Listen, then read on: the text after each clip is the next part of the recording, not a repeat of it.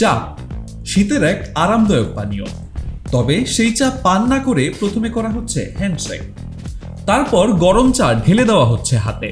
সেই দুই হাতের মেলবন্ধনের মধ্য দিয়েই গড়িয়ে পড়ছে গরম চা। আর এভাবেই সোশ্যাল মিডিয়াতে বন্ধুত্বের প্রমাণ দিচ্ছেন জেনজি কন্টেন্ট ক্রিয়েটররা। সমাজ মাধ্যমে বেশ সাড়া ফেলেছে এমন সব ভিডিও। এই ট্রেন্ডে এখন গা ভাসাচ্ছেন নেটিজেনরা। ইনস্টাগ্রাম রিলস, ফেসবুক ও টিকটকে দ্রুত ছড়িয়ে পড়ছে এসব কন্টেন্ট। অনেকেই একে মজার বা ভিন্নধর্মী বন্ধুত্বের প্রকাশ হিসাবে দেখলেও অনেকেই বলছেন এটি নিছক ভাইরাল হওয়ার চেষ্টা।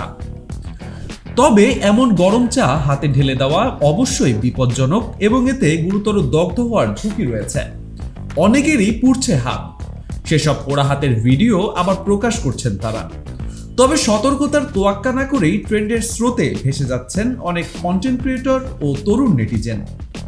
ভাইরাল হওয়ার আকাঙ্ক্ষায় এমন ঝুঁকিপূর্ণ কন্টেন্ট তৈরি নিয়ে সামাজিক যোগাযোগ মাধ্যমে চলছে আলোচনা ও বিতর্ক। শেখ সাদি, মানবজমিন।